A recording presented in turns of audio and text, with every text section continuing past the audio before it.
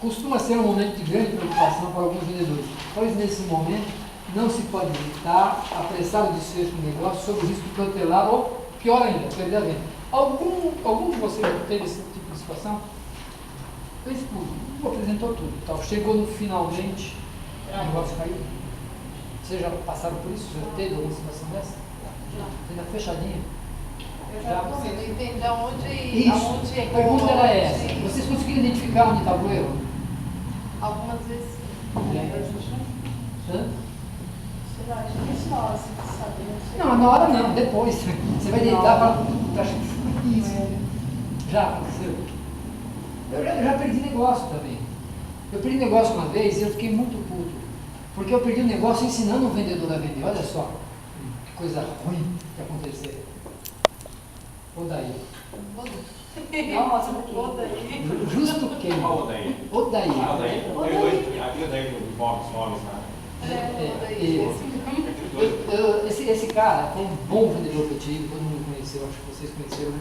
E era um cara muito bom mesmo. Ele vendia, ele não tinha carro porque não sabia dirigir, nunca até mesmo, andava só de ônibus. Né? Aí ele vendia dentro do ônibus. Ele começava a abrir a pasta assim, e olhava para fora, parece que não estava olhando, às vezes de pé. Todo mundo olhando. Ah, você conhece? Ah, não, então, esse aqui é o cemitério parceiro. Já abraçava, o cara o cara era muito bom. Só que assim, ele era meio mascateiro, eu precisava melhorar ele, porque o nosso produto não admite mascate. Sabe aquele cara que tem que afinar, tem que dar um pouco mais, né? Eu falei, pô, vou dar uma melhoradinha lá pra. Aí eu fui com o Odair numa visita que ele tinha feito a um japonês, num condomínio em Campo Limpo. Aí cheguei lá no japonês e ele falou para mim o seguinte, você, Ivan, esse cara praticamente já comprou um jazigo de 3 gavetas. Eu acho que dá para melhorar, eu acho que ele comprou um jazigo maior, então eu queria que você me ajudasse. Acho que mesmo, né? Mentira, não sou assim, vamos lá. Aí eu cheguei lá, comecei a conversar com o senhor, e eu percebi realmente, eu morava numa boa casa, tinha um bom carro, a estrutura parecia legal. Aí que eu comecei a fazer? Comecei a vender um jazigo com alho para ele. E ele estava para entrar dentro de casa, pegar o documento para fazer o jazigo de 3 gavetas. O que aconteceu? Depois que ele descobriu para que serve a área, ele é funcionário, ele só queria o jazigo com alho. E ele não podia comprar um jazigo com alho, pelo menos naquele momento ele não podia. Conclusão, espera um pouquinho, eu vou pensar melhor, a gente resolve. E depois, para conversar com o vendedor, você está treinando, você precisa aprender a vender. Gente, foi demais, foi muito ruim para mim, eu aprendi com isso. É o seguinte, pisamos na bola, vamos jogar sozinho, né? Ficar sozinho, pisamos na bola, né? Pisamos na bola dele. Seguinte, a gente devia ter fechado o 3 gavetas. Fechou, a gente pode fazer uma abordagem futura, daqui uns 2, 3 meses, e oferecer uma melhoria, uma diferença. Mas naquele momento que estava fechado, deixa fechado, não mexe com coisa que está quieta. Não é? Ou ser mais sucinto na apresentação da área e na função da área, sem condenar o outro. Mas a gente não fez isso. A gente já foi de sola. Primeiro porque ele tinha dado a dica que o cara podia comprar. Na hora que eu chego, eu verifico que o visual é esse. O cara pode comprar. Eu já fui de sola. Tudo erro. Eu condenei a área para poder vender um jazigo maior, que era um duplo. Esse era o dobro. Aí, como o preço era o dobro, ele não comprou naquela hora. E eu não tenho conhecimento se ele comprou algum dia. Eu dormi com isso. Eu tenho certeza que todos vocês já dormiram com um barulho desse tipo. Então ninguém sabe de tudo, ninguém é o máximo, ninguém é bom demais. A gente sabe alguma coisa. E às vezes alguém fala alguma coisa. Quando eu falei que é importante vocês ouvirem as pessoas que trabalham nesse ramo, eu citei ela, todo mundo dela, pessoas que trabalham muito tempo, todos eles têm coisas para ensinar. A gente precisa ter ouvido para aprender. A gente precisa chegar e falar, pô, peraí, deixa eu ouvir isso aí. Tem coisas que eu aprendi com o próprio vendedor. Está aprendendo a cada dia vai passar. Não é? A gente nunca sabe nada, a gente aprende junto. Só que é lógico, alguns, até mesmo depois de 25 anos de cemitério, se não soubesse alguma coisa, então é um burro completo. Né? E nesse de 3 gavetas poderia ter garantido a venda das 3 gavetas Não e futuramente eu poderia trocar. Eu aprendi isso depois. Então a gente sempre tem essas histórias. Então, o importante não é você ficar angustiado, ficar sem dormir, se xingar, se odiar. É identificar onde está o erro, para não errar mais desse jeito. Vai errar de outro jeito, mas desse você não erra mais. Ninguém me pega mais nessa.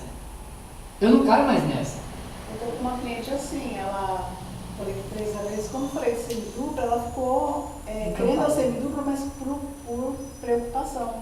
Tá vendo? Ela, minha família é muito grande, e se acontecer, se estiver tudo lotado lá, não sei o quê, então... Não, Essa eu não informação adquire você de passou. 3 gavetas Foi. agora, e quando você faz né? uma permuta, paga a diferença, quando você terminar de pagar, pelo menos sua família está segura por enquanto. É uma linha muito tênue. Então ela dá para decidir.